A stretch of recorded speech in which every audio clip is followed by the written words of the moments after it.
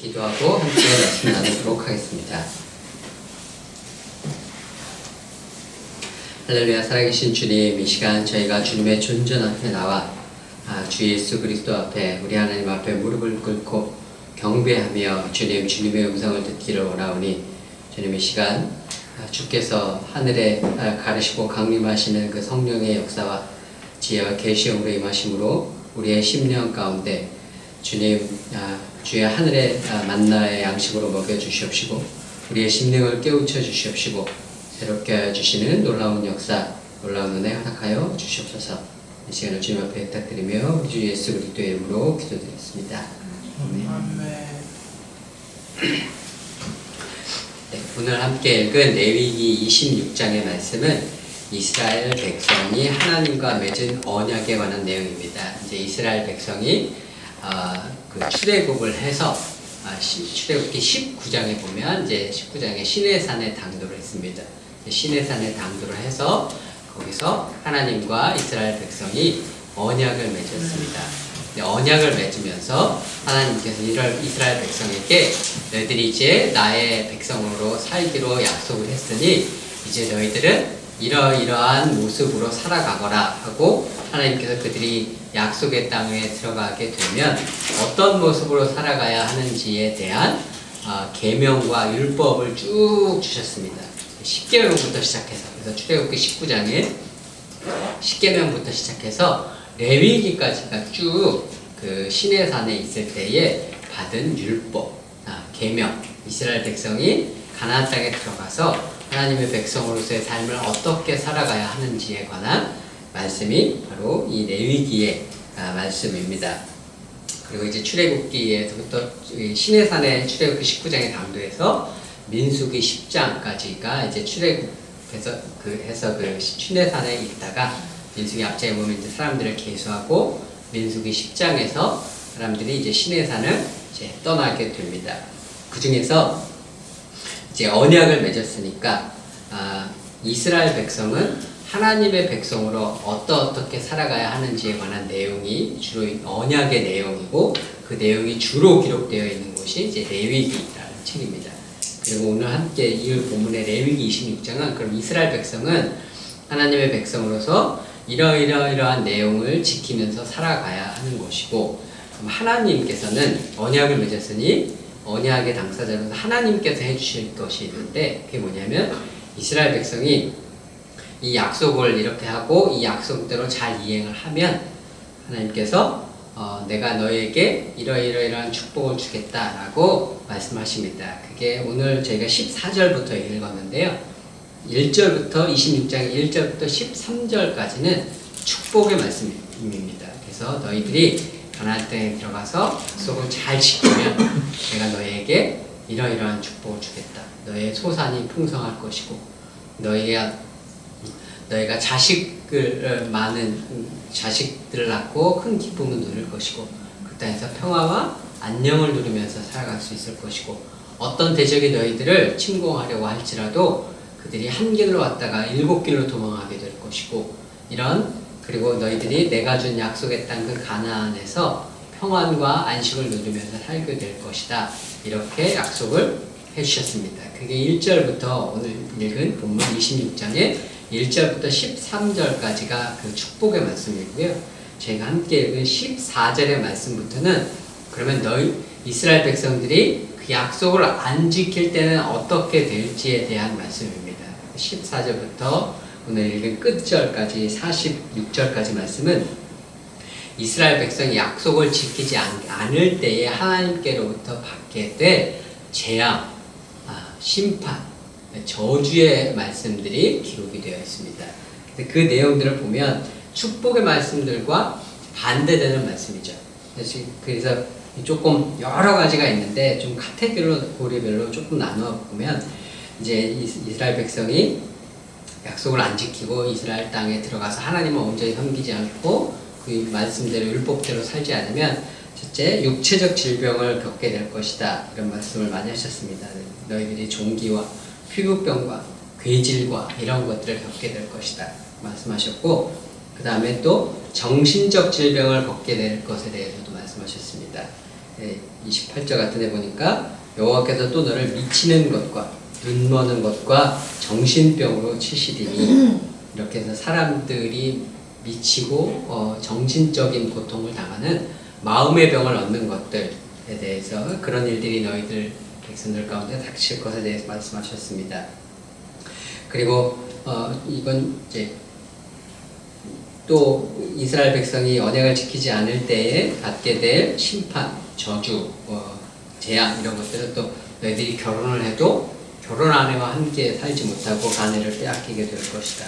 그리고 또 경제적 환난에 관한 말씀들이 있습니다. 너희의 땅에 너희가 열심히 농사를 지어도 너희 농산물에 소출이 없을 것이다. 그래서 기근이 너희에게 닥칠 것이다. 그래서 너희가 농사를 열심히 지어서 열매를 맺으면 그 열매를 맺어도 메뚜기와 벌레들이 너희 농작물을 다 먹게 될 것이다. 너희가 농사를 지어서 그 소출을 잘 거두어도 약탈을 당해서 다른 민족이 침략을 해서 너희들이 창고에 다 거두어둔 것을 다 훔쳐가는 그런 약탈을 당해서 너희들이 곡식이 없을 것이다. 너희들이 기르고 있는 가축들, 소와 나귀와 염소들도 빼앗기는 강도를 당하게 될 것이다 라고 하는 그런 경제적인 환란들을 겪게 될 것, 기근과 경제적 환란을 겪게 될 것에 대한 말씀들이 있습니다. 그리고 마지막으로는 가장 가장 큰 건데, 정치적인 군사적인 환란이 있을 것이다 이런 경고를 주십니다. 너희들에게 그 외국의 대적들이 침략을 해오게 될 것이고, 너희들이 그를 물리치기 위해 나와서 싸울지라도 너희가 한 길로 갔다가 7길로 도망하게 될 것이다. 그리고 그래도 말을 듣지 않으면 결국에는 너희들이 타국에게 나라를 빼앗기게 되고, 나라를 내가 너희들에게 준 땅, 약속의 땅, 가나안 땅을 잃어버리게 될 것이다. 나라가 멸망해서 그래서 너희들은 타국에 흩어져서 먼 나라에 전부 다 뿔뿔이 흩어져서 살게 될 것이다. 내가 준 가나안 땅, 약속의 땅을 잃어버리고 타국에서 뿔뿔이 흩어져 사는 그러한 일을 겪게 될 것이다 라는 말씀으로 그 경고를 맺습니다. 그래서 많은 재앙과 저주와 심판의 경고의 말씀들이 있지만, 그래서 그 끝은 뭐냐면 결국은 이스라엘 나라가 멸망하고 땅을 잃어버리고 사람들이 온 세계에 흩어져 사는 것이 이스라엘 나라가 하나님의 말씀을 온전히 듣지 않았을 때 겪게 될 최후의 운명으로, 하나님께서 이스라엘 백성과 언약을 맺을 때 경고의 말씀을 해주셨습니다. 이게 레위기에 이렇게 기록이 되어 있고, 이제 40년 광야, 이제 출애굽 이제 시내산에서 이제 출발을 하잖아요. 민수기 10장에서. 그래서 40년 광야를 돌다가 이제 요단강 건너편, 오늘날 요르단 쪽에 모압 평야에 당도했을 때 1세대가 다 죽고, 2세대가 이제 요단강을 건너서 이제 다시 이스라엘 땅으로, 약속의 땅으로 들어가게 될 때 2세대들을 향해서 모세가 다시 한번 이 시내산에서 받았던 레위기의 말씀을 다시 한번 이야기해 줍니다. 그게 신명기의 말씀인데요. 그 신명기의 말씀에서 보면 신명기의 28장에서 30장까지 이 레위기 26장에 있는 축복과 저주의 말씀이 똑같이 요약되어 있습니다. 그래서 너희들이 이제 곧 약속의 땅에 들어가게 될 텐데, 거기에 들어가서 너희들이 하나님의 말씀을 잘 순종하고 행하면 이러이러한 축복을 얻게 될 것이고, 너희들이 그곳에서 우상을 숭배하고 하나님의 계명을 지키지 않으면 너희들이 이러이러한 저주를 받게 될 것이다 라는 경고의, 오늘 본문에 읽은 경고의 말씀이 신명기 28장에서 30장까지 똑같이 기록이 되어 있습니다. 사실 선지서를 가면 선지서의 말씀들은 다 뭐냐면, 그래서 너희들이 하나님과 언약을 맺어서 하나님의 백성으로 살겠다고 약속을 했는데 왜 약속을 지키지 않느냐, 하나님께서 너희들이 이렇게 살아야 된다고 계명과 율법을 주시지 않았느냐, 근데 너희들이 이렇게 언약을 지키지 않고 약속을 지키지 않고 살고 있으니 그 언약이 명시된 대로 하나님께서 레위기에서, 신명기에서 말씀하신 대로 너희들에게 이러이러한 재앙과 재난과 환난과 이런 것들이 너희들에게 닥치게 될 것이다 라는 경고의 내용이 대부분 선지서의 내용입니다. 그래서 그 선지서에 나와 있는 그 모든 말씀의 근거가 레위기의 말씀, 특별히 이 축복과 저주의 26장의 말씀, 신명기 28장 30장의 이 축복과 저주의 말씀이 바로 그 선지자들의 그 모든 선지서의 그 모든 말씀의 근거가 되어지는 말씀입니다. 우리가 선지서를 읽고 역사서를 읽으면 이스라엘이 이 레위기에 있었던 그 저주의 말씀들을 여러 가지를 다 겪은 것을 우리가 잘 알고 있습니다. 요엘서 같은 데 보면 메뚜기의 재앙을 통해서 이스라엘 백성이 전부 기근에, 메뚜기가 다 모든 소산을 다 먹어서 기근에 처하게 되는 재앙들을 보게 되고, 또 오늘 본 말씀에 보면 이제 너희들이 내 아들과 딸을 먹게 될 것이다, 이런 말씀들이 있습니다. 근데 실제로 우리가 역사서를 읽게 되면 히스기야 왕 때 아시리아가 침공을 해서 북이스라엘 완전히 멸망시키고 남유다를 거의 다 멸망시키고 이제 예루살렘만 딱 남고 예루살렘을 이제 완전히 둘러쌌습니다. 예루살렘도 이제 죽을 수밖에 없는 운명 가운데 처했는데, 이제 예전에 고대의 이제 전쟁은 외적이 쳐들어오면 사람들은 다 성 안으로 들어가는 거거든요. 성 안으로 들어가면 쳐들어온 적은 성을 삥 둘러쌉니다. 그러면 보통 이 성 안에 들어가게 되면 성벽 때문에 한 군사의 수가 10분의 1에서 20분의 1 정도만 있어도 버틸 수가 있어요. 그래서 예를 들어 성 안에 1000명의 군사가 있으면 외적을 한 2만 명까지도 막아낼 수가 있습니다. 외적은 그 성벽을 올라가야 되기 때문에 그걸 올라가려고 공격을 하다 보면 수많은 사람들이 죽게 돼요. 그러다 보니까 보통 예전에 전쟁이 나면 어떻게 했냐면 이 사람들이 그 전쟁을 해서 직접 그 성벽, 그 당시에는 성벽을 무너뜨리는 어떤 그런 화력이나 공격력은 없었으니까 사다리나 이런 거에서 올라가야 되고, 올라가면 군사가 너무 많이 죽으니까 자기가 너무 타격이 되니까 어떻게 하냐면 삥 둘러싼 다음에 거기서 진을 치고 그냥 삽니다. 6개월이고 1년이고 농사를 짓고 살아요. 군인들이 그 성 밖에 농사를 짓고 살면 이 성 안에 있는 사람들은 첫째, 우물이 말라서 물이 없어집니다. 몇 개월이 넘어가면. 둘째, 식량이 떨어져서 더 이상 사람들이 굶어 죽게 돼요.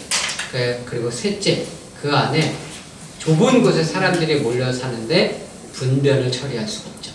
그러니까 사람들이 그 안에서 그 질병이, 분변으로 인해서 질병이 창궐하게 되어서 죽게 되어집니다. 그래서 이제 항복을 하게 되는 그런 일들이 있는데, 히스기야 왕 때, 그래서 히스기야 왕이 아시리아에게 정복돼서 예루살렘이 이제 삥 둘러쌀 때 성벽을 둘러쌌는데 보니 그런 일들이 있었죠. 여인들이 자기 아이를 삶아먹고, 오늘은 내 아이를 삶아먹고 내일은 너의 아이를 삶아먹자라고 약속을 하고 했는데, 결국 둘째 날 돼서 이 다른 여인은 자기 아이를 삶는 것을 거부해서 분쟁이 나는 이런 이야기들이 있습니다. 그런 이야기들은 레위기에 나와 있는 하나님께서 이스라엘 백성에게 경고하셨던 그 저주의 말씀들이 이루어진 그런 말씀들입니다. 그리고 역사서를 보게 되면 우리가 이스라엘이 끊임없이 외국에 침공을 당하게 되는 것을 알 수가 있습니다. 작은 나라, 아람 같은 나라의 침공을 받기도 하고, 모압과 암몬 같은 나라의 침공을 받기도 하고, 그래도 회개하지 않으면 더 큰 나라가 와서 공격을 하게 되죠. 그래서 이 아시리아라는 제국이 와서 북이스라엘을 멸망을 시켰고, 남유다도 거의 멸망할 뻔하다가 그때 히스기야의 기도를 들으시고 하나님께서 천사를 보내셔서 그 사네립의 군대를 천사가 멸함으로 구원을 얻는 역사가 있었으나, 그 후에도 회개하지 않고 남유다가 북이스라엘의 길을 걷다가 바빌론의 침공을 받아서 1차, 2차, 3차의 침공을 받아서 멸망하게 됩니다. 처음 1차로 사람들이 바빌론에 침공을 했을 때는 귀족들만 데리고 갔어요. 근데 그때 데리고 가서 처음 1차 침공 때 데리고 갔었던 게 다니엘과 세 친구입니다. 그래도 반역을 하고 말을 안 들으니까 바빌론이 2차로 침공을 했습니다. 2차 침공 때 그때 죽였던 게 여호야긴 왕을 데리고 가고 에스겔 선지자를 데리고 갔습니다. 그리고 이제 시드기야라는 여호야긴 왕의 삼촌을 꼭두각시 왕으로 세워놓고 너는 내 말 들어라 하고 갔는데 여전히 반역을 했고, 그래서 3차 침공 때는 시드기야 왕을 죽이고 이스라엘 성전도 불태우고 도시 예루살렘 도시 전체를 불태우고 나라를 완전히 멸망시켜버리는, 그래 이스라엘 나라가 없어지고 모든 이스라엘의 주요한 백성들이 끌려가는, 그래서 이스라엘이 결국은 멸망하게 되어지는 그런 일을 이스라엘이 겪게 되었습니다. 그래서 이스라엘의 멸망하는 그 역사적 과정을 쭉 보면 레위기 26장, 신명기 28장, 30장에 있는 그 저주의 말씀들이 실현되어지는 것을 볼 수 있습니다. 근데 이게 한 번에 나라가 멸망할 때 한 번에 쾅 멸망하는 것이 아니라 처음에는 작은 재앙부터, 메뚜기의 재앙이라든가 혹은 질병이라든가, 그리고 외적이 침략, 그 다음엔 외적이 침략을 해도 작은 나라가 침략을 해서 작은 나라가 이렇게 한다던가, 그러다가 점점점 상대해야 되는 제국이 점점 더 큰 나라가 침공을 해서 상대를 해야 되는 그러한 상태로 이스라엘이 겪게 되는 재난이 점증하게 되는 것을, 그러다가 결국은 멸망하게 된 것을 볼 수가 있습니다. 우리가 그런데 이 레위기의 말씀과 신명기의 말씀, 그리고 나중에 이제 선지서의 말씀까지 우리가 읽을 때 주의해야 할 것 중에 하나가 뭐냐면, 이 레위기의 저주의 말씀, 신명기의 저주의 말씀, 이사야나 뭐 이런 선지서의 경고의 말씀들을 읽으면 우리가 이 말씀들이 너희들이 이러이러하니까 너희들이 이러이러한 하나님께로부터 벌을 받을 것이다 라는 말씀이 있기 때문에 이 말씀을 저주의 말씀으로 읽기가 쉬워요. 왜냐하면 글 자체, 문자적인 의미는 분명히 저주와 심판을 이야기를 하고 있으니까요. 근데 하나님께서 이런 말씀을 주신 이유는 너희들이 잘못했으니까 이러이러한 벌을 받아서 멸망하게 될 것이다 라는 저주가 목적이 아니에요. 우리가 자녀들을 우리가 훈계할 때, 자녀가 어떤 잘못을 저질러서 우리가 자녀들을 훈계할 때, 너 또 그런 짓 하면 진짜 아빠한테 혼나? 엄마한테 혼나? 이런 이야기를 할 때 우리가 그 아이들에게 벌을 주는 것이 목적이 아니잖아요. 그죠? 그 아이가 그 잘못된 행위를 고쳐서 온전한 상태가 되어서 그 온전한 상태로 부모와의 온전한 관계를 맺고 사람들과의 온전한 관계를 맺는 상태가 되어서 축복된 관계를 누리기 원하는 것이 우리가 자녀들을 훈계하는 목적이잖아요. 그죠? 그런 것처럼 이 레위기에 있는 26장의 이 저주의 말씀과 신명기의 말씀과 선지서들에 있는 말씀들은 저주가 목적인 말씀이 아니라 이러한 경고를 통해서 이러한 일들을 너희들이 하나님의 율법을 지키지 않고 그 길을 그렇게 살아가지 않으면 너희들이 이러이러한 일을 겪을 수 있으니 그 가운데서 돌이키고 회개해서 돌아와서 온전히 율법의 계명을 지키는 백성으로 살면 너희들에게 이러이러한 축복을 내가 약속한 것들이 있으니 이런 것들을 누리고 사는 것이 좋지 않겠느냐라는 것이, 그런 축복으로 인도하시기 위한 의도 가운데서 주시는 훈계의 말씀들이지 이 저주 자체가 이제 목적이 아니라는 거죠.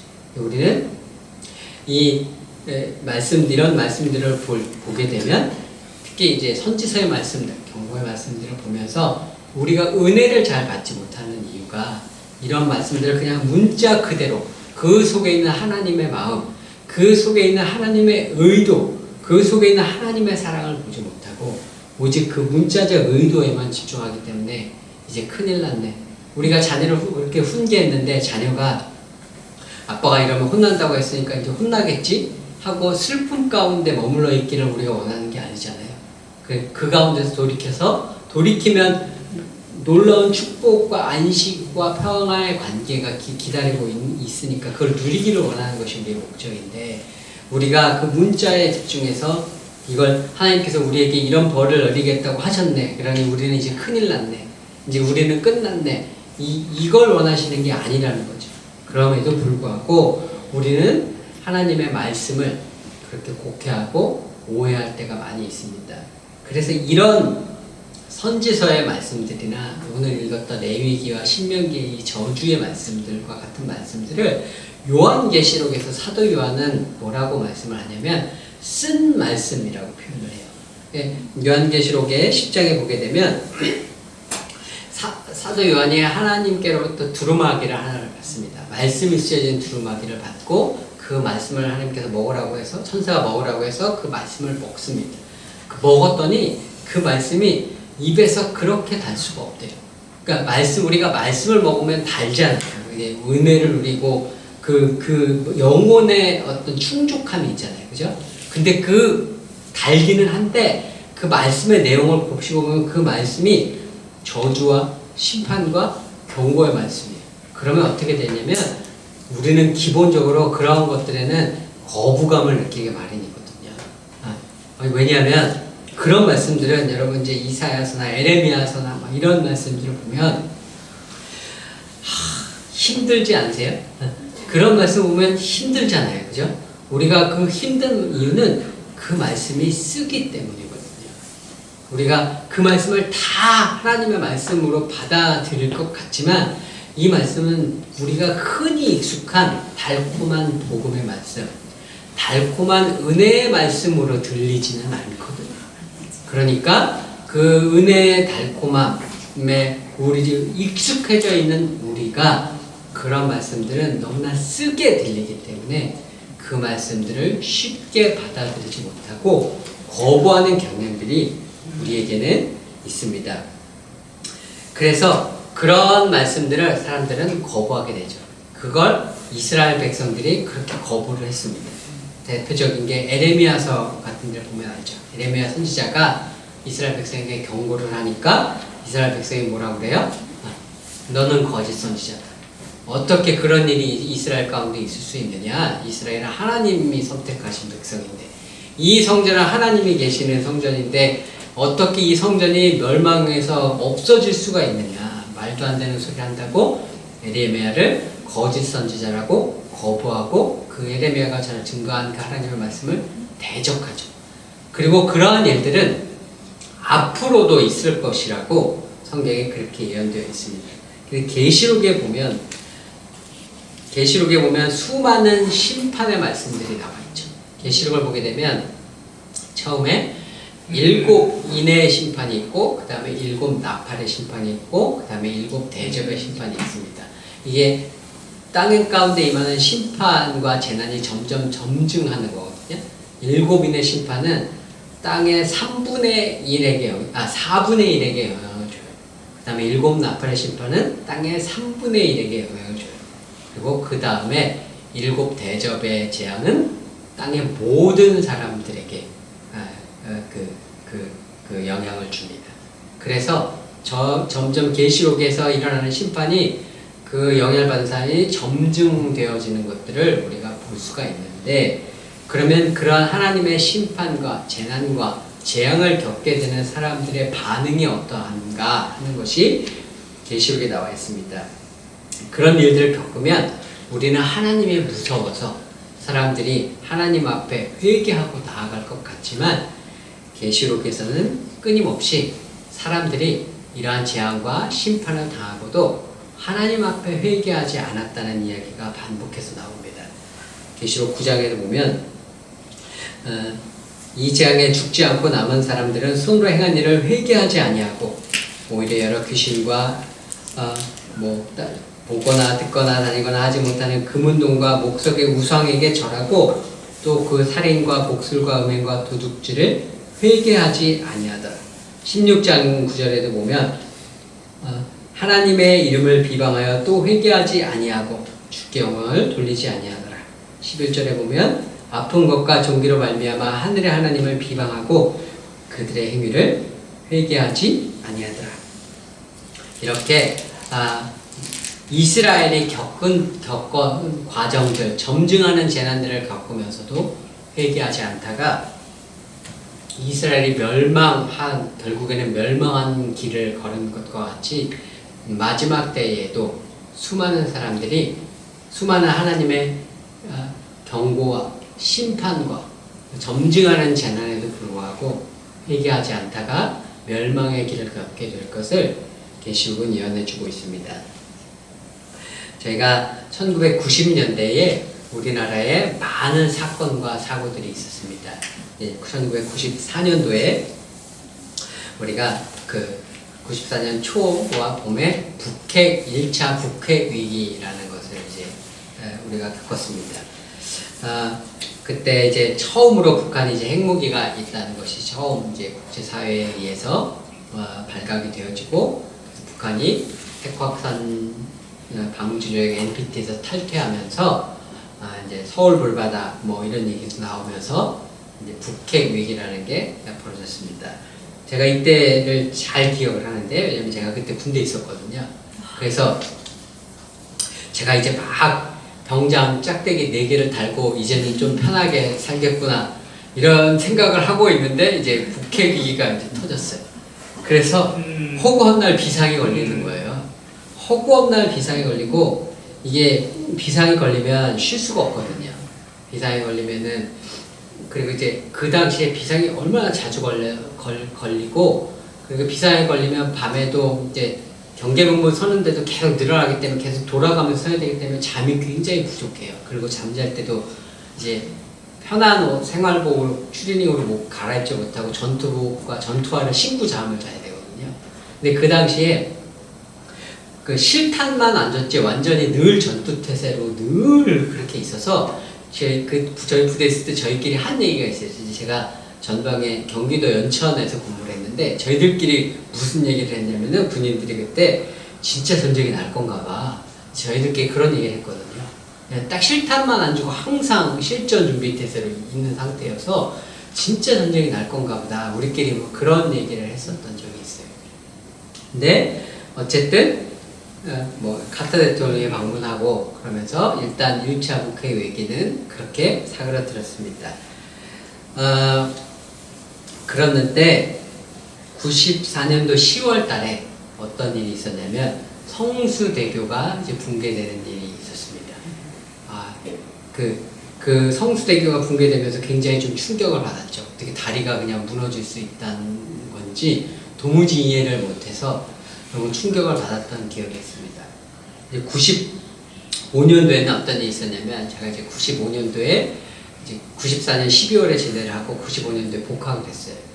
복학을 하고 95년도에 여름방학이 6월 달에 여름방학이 돼가지고 제가 그 배낭여행이라는 게 그때 이제 열풍을 불어가지고 이제 그래서 저도 그때 그 열풍에 휩쓸려서 배낭을 메고 처음 이제 외국이라는 데를 가봤습니다. 유럽에. 그래서 6월 달에 파리에 있었는데요. 이제 한국에 그때 한 2주 정도 됐을 거예요. 그러니까 한국에 무슨 일이 있는지 모르잖아요. 그러니까 새로 오는 사람들이 있어요. 그때 한국 사람들이 한국 학생들이 하도 많이 와서 새로 오는 한국 소식은 새로 온 사람들한테 듣는 거예요. 한국에 뭔 일 없어요? 듣는데 오늘 파리에서 어떤 친구가 그렇게 얘기를 하는 거예요. 삼풍백화점이 무너졌대요.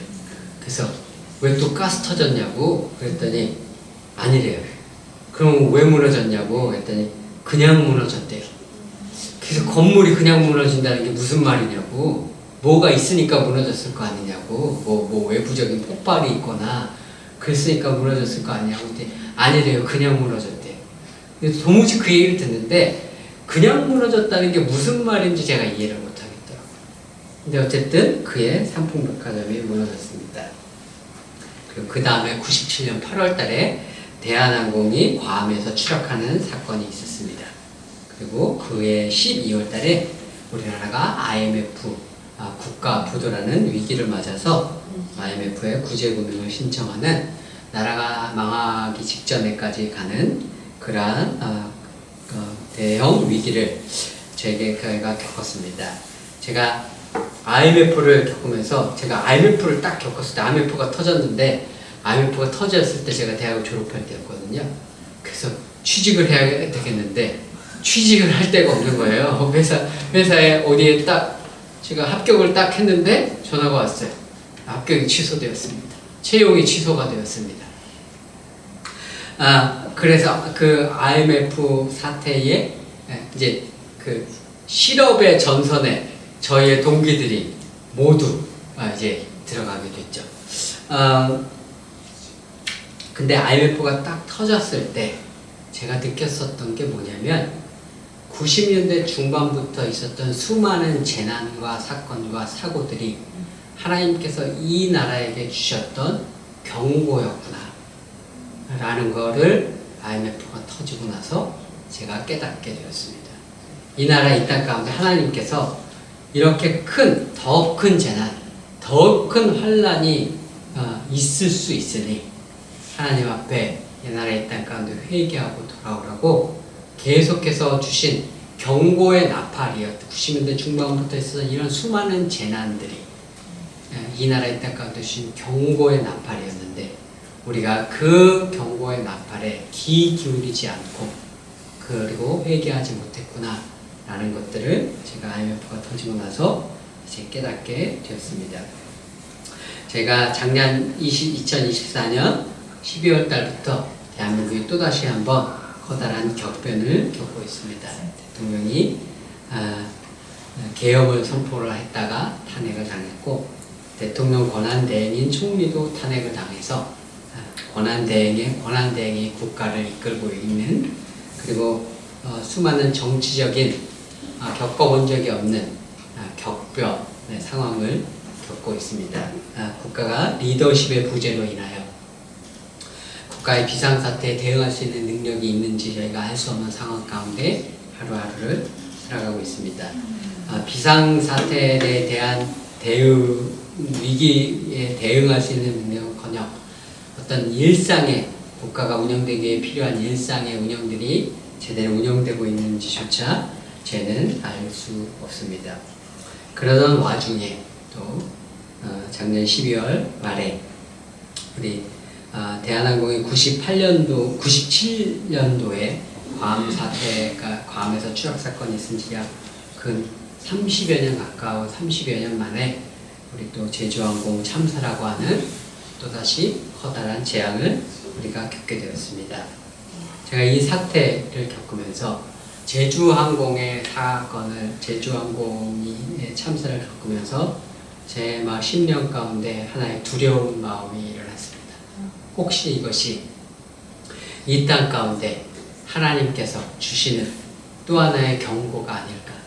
이 땅 가운데 앞으로 더 큰 재난이 너희들이 회개하지 않는다면 더 큰 재난이 이 땅 가운데 있을 수 있으니 이제라도 회개하고 돌이키고 하나님 앞에 나아오라는 하나님의 경고의 나팔이 아닐까라고 하는 두려움이 제가 그 사건을 보면서 있었습니다.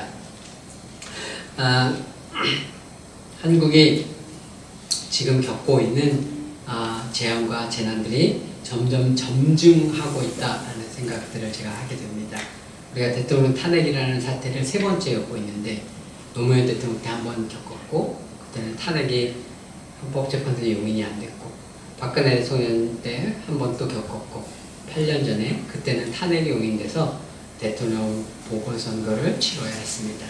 그런 정치적 격변을 겪었는데 또다시 우리가 그러한 사태를 겪고 있고 이번에는 대통령의 권한대행인 총리마저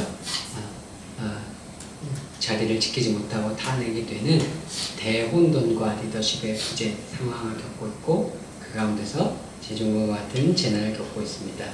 저는 이런 점증하는 재앙과 같은 재난과 같은 일들이 하나님께서 이 땅 가운데 주시는 경고의 나팔 소리일까봐 굉장한 두려움과 경각심을 가지고 있습니다. 그래서 이 시대 가운데 이것이 만약에 하나님께서 우리에게 주시는 시대적인 경고의 음성과 나팔의 음성이라면 우리 그리스도인들은 무엇을 해야 할까라고 생각할 때 하나님 앞에 우리가 앞장서서 회개의 선봉에 앞장서서 이 나라 이 땅의 죄악을 회개하며 이 나라 이 땅이 하나님 앞에 온전히 서지 못했던 것들을 회개하고 이 나라 이 땅 가운데 올바른 정치인들을 선출하지 못했던 이 땅의 죄악들을 회개하고 이 땅에 하나님이 이 땅의 교회로서 이 땅에 하나님 믿는 자로서 합당한 자리에 우리가 서지 못했던 것들을 먼저 회개하는 자리에 서는 것이 지금 이 시간 우리 크리스찬들이 이 땅의 교회가 마땅히 서야 할 자리라는 생각이 들었습니다. 많은 사람들이 이 땅의 문제를 해결하기 위해서 정치적인 역량과 힘을 되어 얻는 것을 통해서 이 땅의 문제를 해결하려고 노력합니다. 그래서 정치적 분쟁의 한가운데 들어가서 그곳에 정치적 역량을 발휘해서 혹은 많은 사람의 숫자를 발휘해서 정치적 영향력을 통해서 이 땅의 문제를 해결하려고 합니다. 그런데 제가 90년대의 위기들을 봤을 때 90년대 많은 재난들이 있을 때 우리가 어떻게 그 문제들을 해결하려고 했냐면 그 성수대교가 무너지니까 누가 책임이 있냐 이걸 가지고 따지고 그 사람을 벌하고 새로운 시스템을 마련하는 것으로 그 문제를 해결하려고 했어요. 그래서 그때 책임을 누군가 져야 하니까 그때 모든 책임을 당시 성수대교를 건설한 신동아 건설이 지다시피 했습니다. 그때 나왔던 얘기가 뭐냐면 다리 용접을 2cm를 해야 되는데 1cm를 했다. 신문기사에 이런 식으로 나왔거든요. 근데 용접을 해보신 적 있으신 분은 아시겠지만 납땜 용접을 하는데 이게 2cm일지 1cm일지 용접하는 게 그 1cm는 이 정도인데 그 차이를 용접하는 사람이 2cm 했으니까 그게 맞겠고 1cm 밖에 안 됐네 이럴 수 있을까요? 불가능한 얘기거든요. 근데 누군가 책상에 앉아있는 사람들은 누군가 책임을 져야 하기 때문에 그런 식으로 해서 책임을 전가하고 힘 있는 관에서 힘 없는 민에게 모든 책임을 전가하고 사태를 해결했습니다. 삼풍백화점이 무너졌을 때 모든 잘못을 그 백화점을 한 탐욕으로 그 사람들의 잘못으로 지우고 또 그 허가해준 일부 공무원들에게 지우고 그 문제를 해결하려고 했습니다. 또 우리가 그래서 우리는 어떠한 식으로 문제를 해결하려면 정치의 문제가 생기면 새로운 정권을 들여서 그 문제를 해결하려고 애를 씁니다. 그러나 우리가 수없이 그러한 일들을 겪어봤지만 새로운 사람이 들어온다고 해서 근본적으로 문제가 해결되어지지 않습니다. 그런데 제가 이 나라에 문제가 해결되는 근본적인 방식이 이런 것이구나라는 걸 깨달은 적이 한 번 있어요. 그게 언제냐면 바로 IMF 국가부도의 사태 때 IMF의 국가부도 때가 되니까 그 이전에는 사람들이 다 아직 자기의 힘이 있다고 생각을 해서 자기의 힘을 동원해서 자기의 역량을 동원해서 우리들 스스로의 힘으로 정치력으로 우리의 경제력으로 문제를 해결하려고 했어요. 근데 하나도 문제가 해결되지 않거든요. 그런데 IMF 사태가 딱 터지고 국가가 부도 위기에 몰리니까 교회가 회개를 하고 기도하는 자리에 서는 것을 제가 봤어요. 왜냐하면 나라가 망하게 생겼거든요. 그전에는 자기의 힘으로 무언가를 해결해 나갈 수 있을 거라고 생각을 했는데 IMF 국가 부도의 사태는 너무나 큰 일이라서 우리 스스로의 힘으로 해결할 수 없을 것 같다고 그랬거든요. 그러니까 우리의 스스로의 힘으로 이 문제를 해결할 수 없으니까 크리스찬들, 교회가 하나님 앞에 엎드리더라고요. 하나님 앞에 완전히 바닥에 엎드려서 부복해서 하나님 우리는 이 문제를 해결할 수 없사오니 하나님 우리를 불쌍히 여겨 주시옵소서 라고 교회가 기도하는 모습을 그때 보았습니다. 그렇게 교회가 자신의 능력으로 자신들이 가진 힘과 정치적 영향력을 통해서 문제를 해결하는 것이 아니라 하나님 앞에서 회개하는 자리에 서서 하나님의 도우심을 구했더니 놀라운 일이 일어나는 것을 보았어요. 나라가 2년인가 3년 만에 그 IMF로부터 빌렸던 그 많은 돈을 다 갚고 우리가 IMF로부터 해방되었다고 제2의 그 민족 해방이라는 그런 놀라운 역사를 이 땅에 경험하는 것을 제가 목도한 바 있습니다.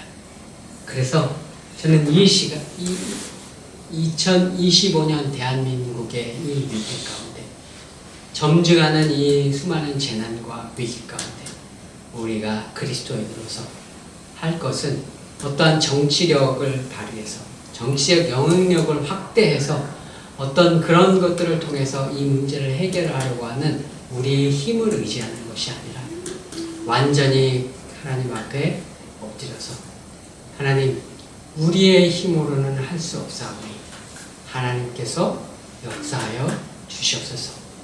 이 나라가 예전에 그렇게 하나님 앞에 엎드려 기도했을 때에 이 나라 가운데 놀라운 기적을 베풀어 주셨던 그 하나님의 능력을 믿사오니 주님, 이 시간 기도하는 이 땅의 기회를 보시고 다시 한번 주님 역사해 주시옵소서.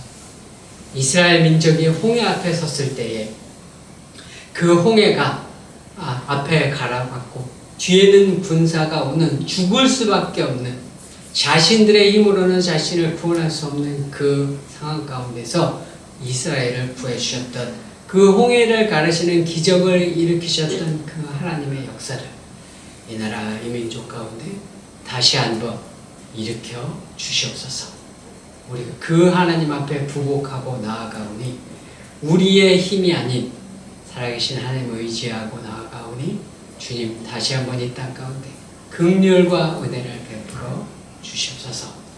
이렇게 나아가는 그 역할이 바로 이 시간 2025년 대한민국의 교회의 역할과 그리스도인의 역할이라고 믿습니다. 하나님께서 이 시대 가운데 주신, 이 나라 이 땅 가운데 주시는 징조와 경고의 나팔 소리를 듣고 깨어나시고 또 회개와 각성의 자리에 서셔서 기도와 금식 가운데 기도하심으로 이 땅의 모든 화를 피하고 면하는 축복을 이 땅 가운데 가져오시는 그런 축복의 통로가 되시는 저와 여러분 모두가 되시기를 주 예수 그리스도의 이름으로 축원드립니다. 이 시간 다 같이 잠시 기도하도록 하겠습니다. 주님, 이 나라 이 땅 가운데